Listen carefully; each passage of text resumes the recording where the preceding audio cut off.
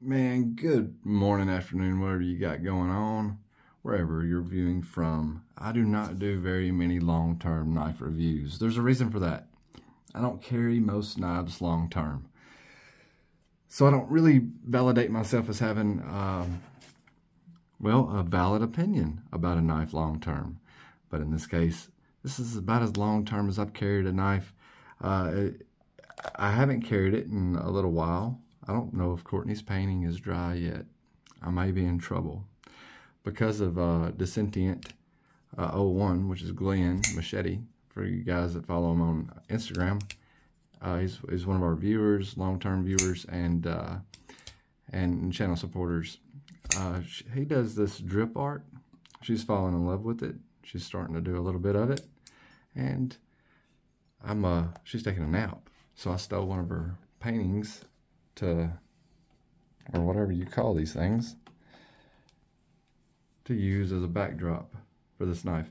Okay, without further ado, I just wanted to talk to you about the AD-15 and how it's done for me. I would say that I've probably carried this knife maybe a total of like 8 to 10 weeks. I haven't really kept up with it. I used to keep up with stuff like that in a notebook. I'm just like enjoying it right now, but I think I've got enough time under my belt to be able to give you a proper review. So like when I was carrying this knife very heavily, it was before I got the Chavez back from Dave. Since then, that's pretty much been my primary carry. A lot of times it's coupled with either the Satu, which I won't be able to fit in frame, or the Buck, which I don't have out. That's okay. The AD-15 has been an incredible carry. You know, like when I first picked it up, if you go back and watch the original video, you'll see I was like kind of making fun of the gimmicky lock.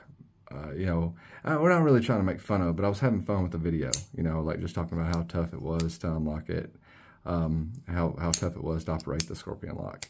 And since then, man, this knife is like broken exponentially. It's great. I don't want to cut her painting up. Let me get this thing out of the way. Also, let me zoom back out.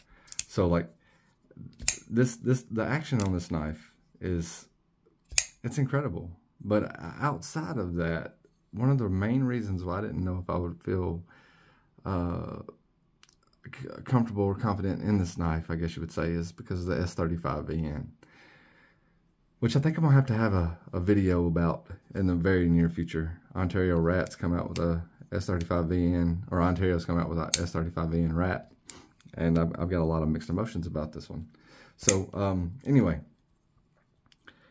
it's a superb carry. You know, I don't want to go into the stats. We've got a video on all the stats. You know, I think it's about an 8 1/4 inch, and I can't remember exactly how much it weighs, but I will pop a scale out. We'll see.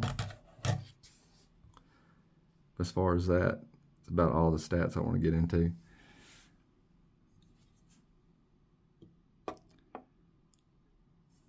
It's 6.6 ounces.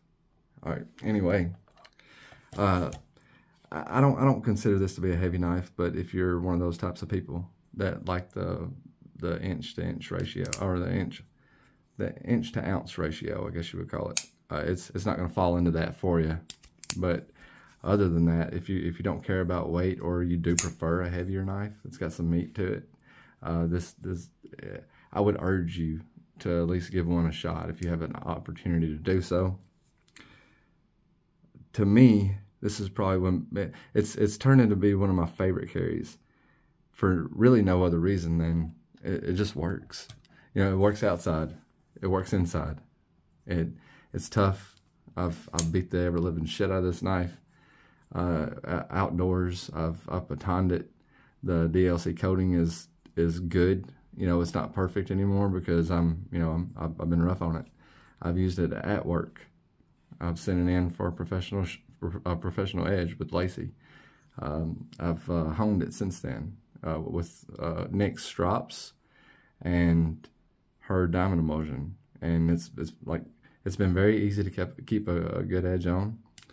It continues to be a performer, and I am extremely glad that I picked this thing up.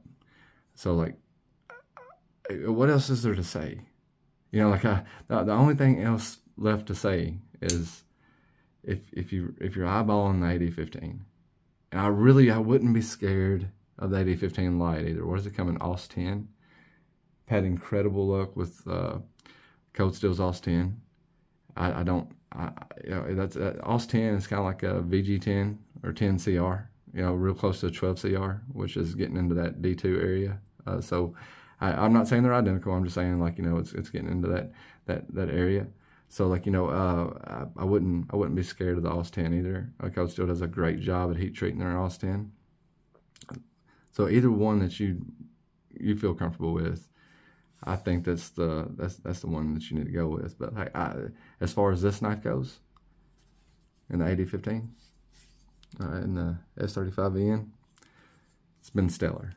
Couldn't be happier about it. So it's a home run to me.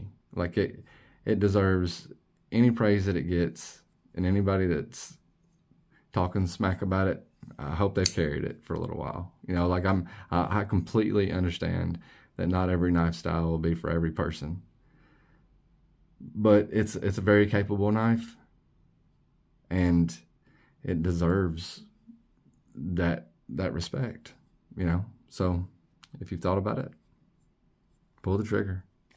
I don't think you'll be disappointed. Like, truly, you know, like, I would recommend this knife to other people. Absolutely. If I was writing a review online and that question popped up, would you recommend this to your friends? Yes, I would. I would. I mean, like, and I'm not trying to shill, you know, like, there's a lot of knives I would recommend. There's a lot of knives I couldn't recommend. I would recommend this knife. It's a home run. It's a great knife. Nothing else to say. Let's go ahead and kill the video with that. Any questions, comments, leave them below. Sorry, I know it was boring. You know, I don't like doing knife reviews because, like, they are kind of boring. Like, really, they could be 30 seconds. Like, it's a good knife or it's a shit knife. But it's a good knife, and, you know, the reasons why are really my own. You know, it just works for me, right? You guys have a great day. I'll catch you on the flip side.